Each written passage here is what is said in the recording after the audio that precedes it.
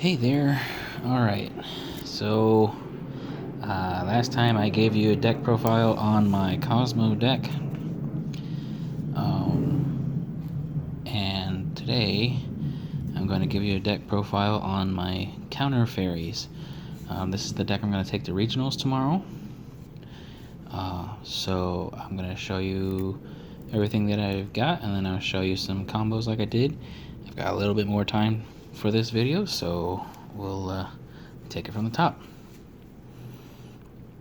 Alright, most of my monsters, if not all of them, are going to be fairies. First up, we have Guiding Ariadne. This is a pendulum monster. It's a monster that can either be a monster or a spell card, and it has effects based on whichever one I decide to make it. If it's a spell card, then I don't have to pay any life points to activate my counter traps, and I don't have to discard any cards to activate counter traps. This is important because a lot of the traps that you'll see later on do require a life point cost or cards to be discarded. So basically this makes it so that my trap cards become free to use. Also, if this card is destroyed by battle or by a card effect, wherever it is, I can basically reveal 3 counter traps from my deck, and my opponent has to choose one to add to my hand, and the others get shuffled back into the deck. So Guiding Ariadne is a searcher for my traps, and also relieves the cost for them. And I run 3, obviously. Next up is kind of my powerhouse, is Power Angel Valkyria. If I activate anything that would negate a spell or trap or monster effect, whether it be a counter trap or another one of my monsters, I can add one light fairy monster from my deck to my hand. So she's a searcher. I run 3 of her, and at 1800 she's a pretty decent beat stick.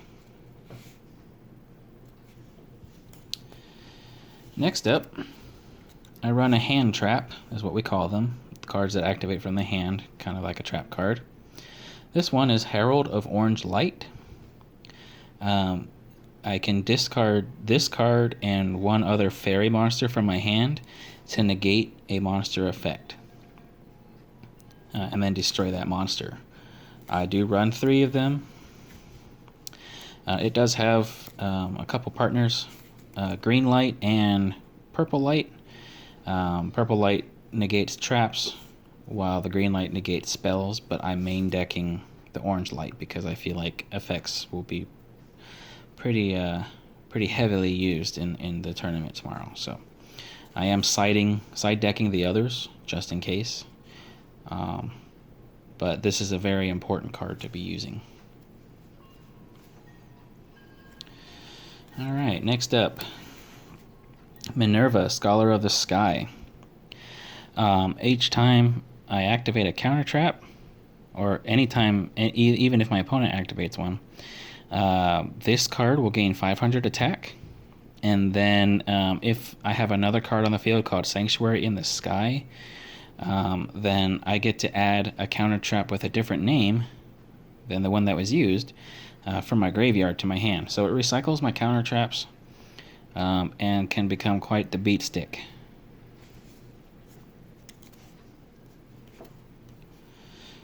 Next up, this is an older card, but still pretty useful. Every time a counter trap card is activated, I get to draw a card. So this could really replenish my hand and get me closer to the cards that I need. I run 2 of those. Then Honest. I run 2 Honest because that's all I'm allowed to run. But basically, if it's on my field, I can add it back to my hand. If it's in my hand, I can discard it during battle, and my light monster, I can target one light monster And that monster will gain attack equal to the monster it's battling.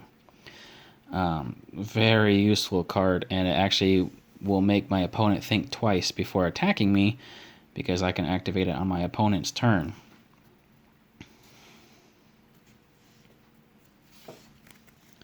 Next we have Meltiel, Sage of the Sky. I only run one of this because it's not very important, but it can turn things around for me.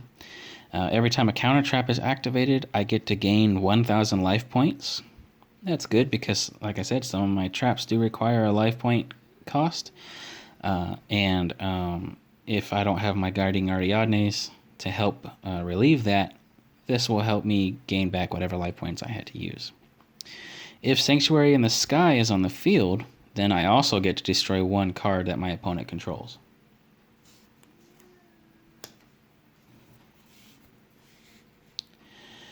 Air Knight Parshath. The Parshath monsters are going to be kind of a bit of a theme that you'll see here.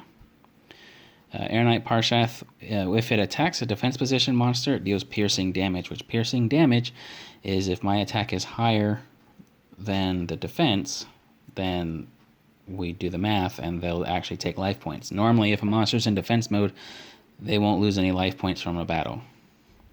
But Air Knight Parshath kind of gets around that. If I do battle damage with this card, I get to draw a card. Next up, kind of an upgraded version, Neo Parshath, the Sky Paladin. I can special summon it from my hand by tributing Air Knight Parshath from my field. It has the same effect. It does piercing damage, and then I can also draw a card when it deals damage. Plus, and this is a fun effect, while Sanctuary in the Sky is on the field, if my life points are higher than my opponent's, this card will gain attack and defense equal to the difference in life points. So if I can manage to keep my life points higher, this card becomes a lot more powerful.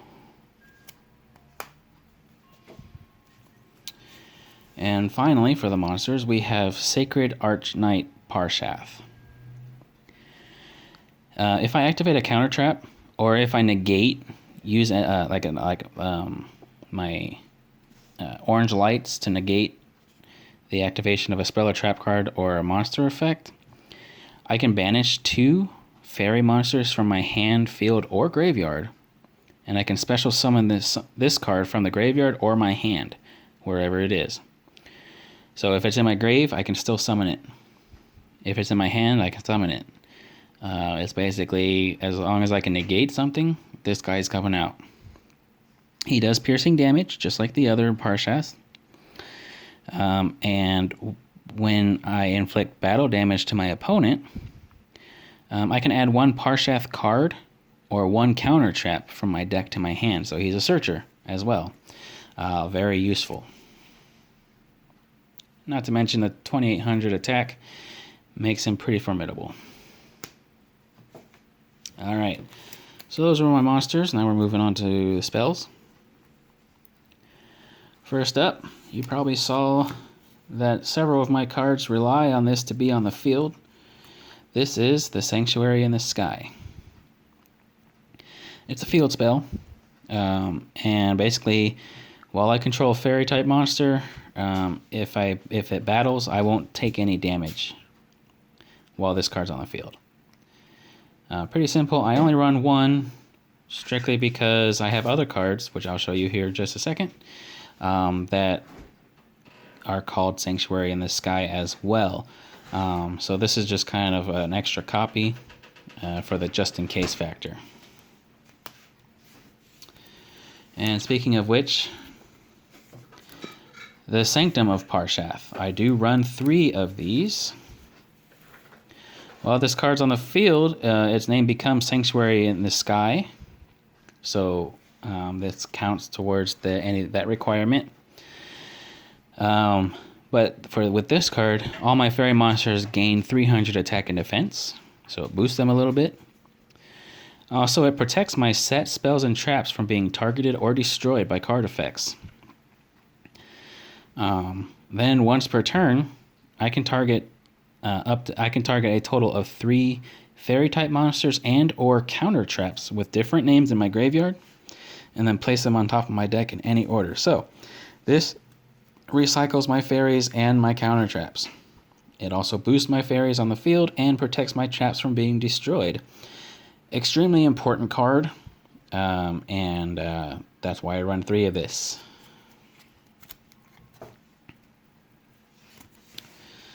Next up, I run 2 Ties of the Brethren. I can pay 2,000 life points and target one of my level 4 or lower monsters. And basically summon 2 more monsters from my deck that have the same level, same type, and same attribute. So I basically be targeting one of my level 4 fairies, and I would have to summon 2 more level 4 light fairy monsters with different names. This turn, of course, I can't special summon after I activate this card, and then I can't do my battle phase anymore. So I can't attack and I can't summon basically after I use this card. So this is kind of a setup card. It's a steep cost, but if I have counter traps to back me up, I can plus off of that real quick. So it's very useful. Also, I like to use it to summon to summon Honest from the deck, and then Honest just returns to my hand. So it's kind of a searcher for Honest as well. Next up, I run 1 Cards from the Sky. It's a draw card. I banish a light fairy monster from my hand, and then I get to draw 2 cards. I can't special summon or conduct my battle phase during that turn either. So I only run 1 because it's kind of a steep cost, but just in case I need extra cards. And then finally, for my spells, Monster Reborn. Just recently got off the ban list after being on there for a while. But this card, I can target 1 monster in either player's graveyard and special summon it to my side of the field. That could be a game changer depending on what I'm playing against. Alright, so those were my monsters and spells. Now we're moving on to the traps. Kind of the bread and butter of this deck. This is what the whole deck is all about. Most of my traps are going to be counter traps. Actually, I think they're all counter traps. First things first, Rebirth of Parshath. When a spell or trap card or a monster effect is activated, I can reveal 1 counter trap in my hand, discard 1 card, and pay 1,000 life points to negate the spell trap or monster effect.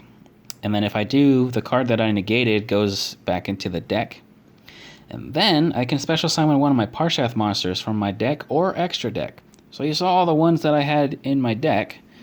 Air Knight Parshath, Neo Parshath, and Sacred Archknight Parshath. This can summon any single one of them. Also with Guiding Ariadne, I don't have to discard the card or pay the 1,000 life points. I just have to make sure I have a counter trap in my hand to show my opponent. I do run 3 of these because the ability to negate any one of those things and summon something, it's a little too good to pass up. So very powerful card, very important card. Next up, Ultimate Providence. Another counter trap I run 3 of. I can, when a spell card, trap card, or monster effect is activated, I can discard 1 card from my hand of that same type. So if it's a monster effect, I have to discard a monster. If it's a spell card I'm negating, then I have to discard a spell, and same for the trap. I can negate the activation and destroy that card. Again, with the Guiding Ariadne, which is this card, I don't have to do that. I don't have to discard anything. So that would be basically, if I have Guiding Ariadne out, it's a free counter.